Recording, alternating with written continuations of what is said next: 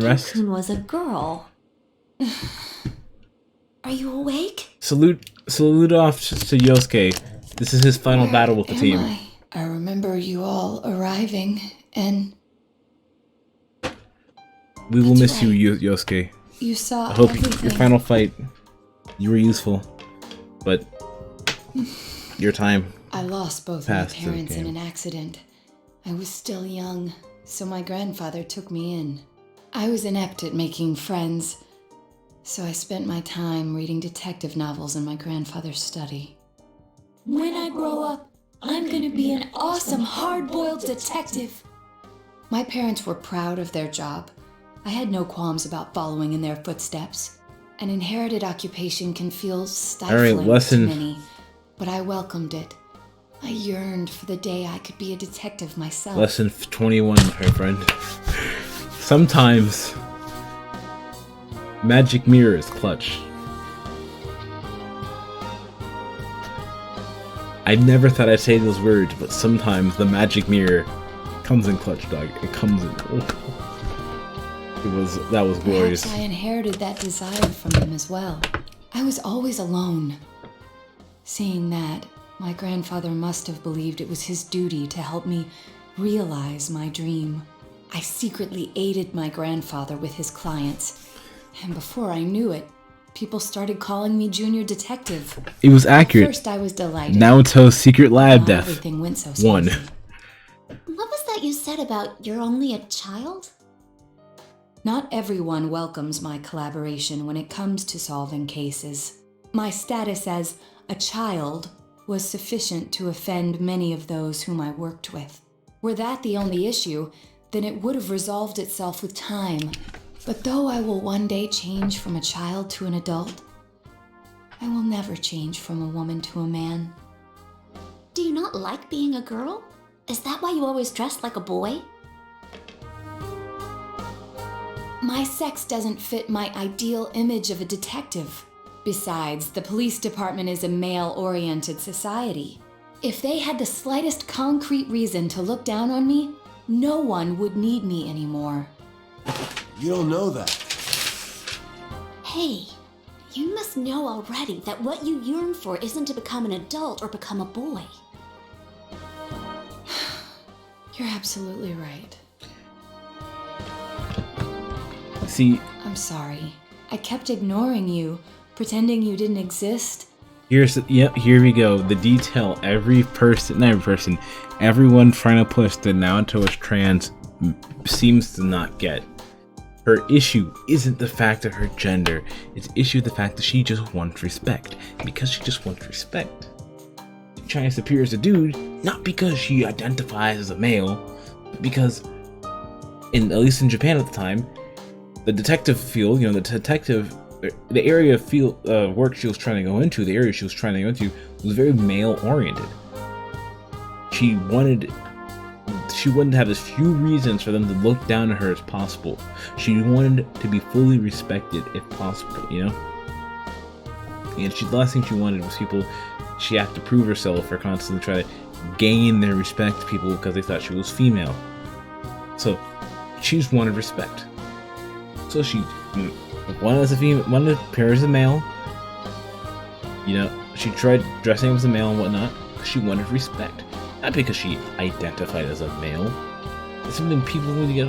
It's like with kanji. People want to push like an agenda onto it. It's like people try to push an agenda onto this game all the time, and I'm like, look, there are games to do that with, and there are gay characters to do that with, and there are trans characters to do that with. But Naoto is not a trans character. Same with Kanji. Kanji could be gay, but that's not the point of his character, right? People push the narrative that he has to be gay. That's not the point of his character. The point is we don't know, and the point is it doesn't matter. Because he's Kanji. Whether he likes feminine things, or he likes masculine things, doesn't matter, because at the end of the day, he's kanji. Gay, straight, doesn't matter. He's kanji. By boiling it down to simply he's gay, completely misses the point of his whole character arc and character. It's not about what the fact he's gay, it's about the fact that he's kanji. And at the end of the day, it shouldn't matter, because he's still kanji. Gay, straight, bi, whatever. If you ask me my personal thoughts, I think he's bi, but I'm not gonna go yell at someone saying he's definitely bi or he's definitely gay. And I know people are like, oh, Troy Baker said this, and I'm like, Troy Baker isn't the creator. Troy Baker isn't the creator of the character. He voiced the character.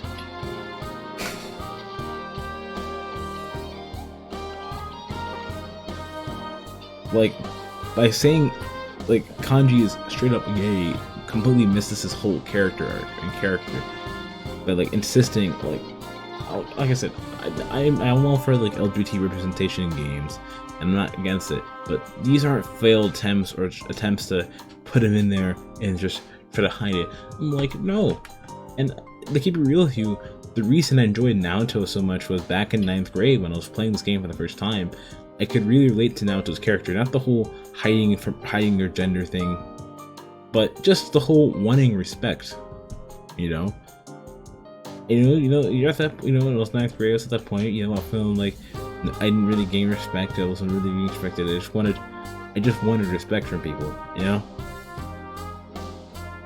And that's all I really wanted, Sometimes I would change my personality in certain ways or act certain ways, just because I wanted to gain respect from people, and it's part of why I kind of grew to love this game so much for me.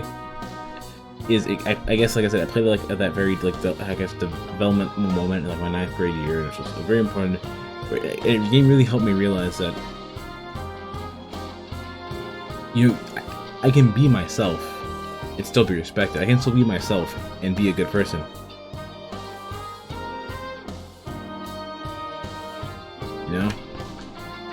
It's just like it really taught me something in life that it really changed my view and perspective on the world, and that's why like Persona 4 is my favorite game of all time. And I can admit there are probably games that are objectively better, but for me it's just a game that's so personal and close to me that no game up to this point has really reached me or touched me in the same way.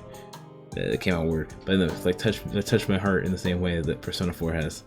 It really is a special game to me. Cause like I said, it just really rammed into my head of you can be yourself.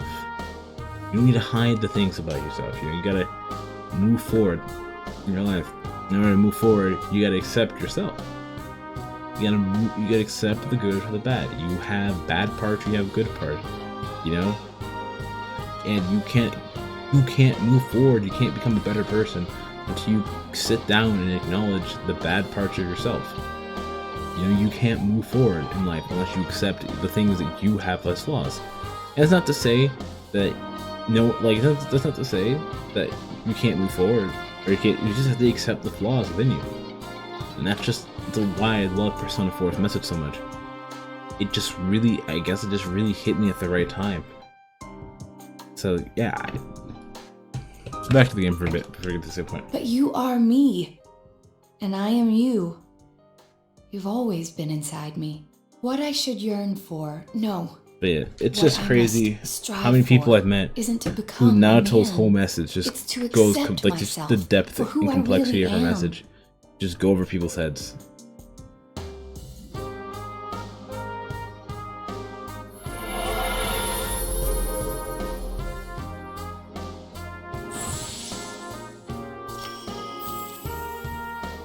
And I think another thing of why I feel like the cast in 4 is the cast that really feels like the most like a group of friends is because they truly are friends. They see the worst of their friends and the best. There is no like in between. They see everything. They're close friends or close-knit group. There's things they've seen, there's things they know about each other that they would never tell anyone else about them because that's how close they are. They've seen the worst flaws of their friends. They know the worst flaws. But the greatest thing is, they still accept them as friends. Because that's what they are. A group of close friends who chose to say, hey, I am against it. We need to solve these murders. Because that's how it happened. They're just a group of friends. And the group just really gets bigger, but it still feels as close together as it did from the beginning. You know, it's just, and Royal tried to fix that problem with 5 for me, and it did succeed in that. In Royal, you really do get more of a feeling that these are actually a group of friends, but it didn't even come close to 4, just how close the group feels. Like, these feel like a group of people you could just meet in high school, like, you know,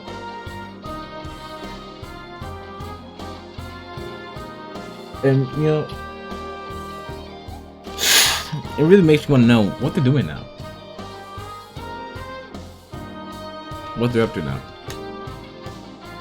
Like 3, you even see it in 3, you know they're not that close. You even see it in the thing what happens when they lose their memories. They stop talking to each other. You know why? Because what brought them together was a circumstance. In 3, you know, when they lose their memories after the whole battle with Nyx, half of them stop talking to each other. Because, like I said, what brought them together was circumstance. Not genuine friendship. Circumstance.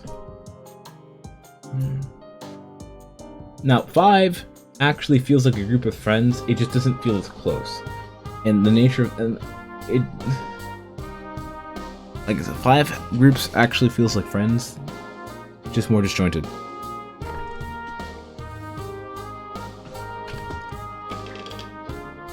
In any event, you're a devious bunch. I can't believe you kept something like this hidden for so long. No wonder the perpetrator has eluded the police. But it's apparent now. This case is far from over. That's right. And you proved it now, doll. Anyways, we can talk more later. We need to get you out of here.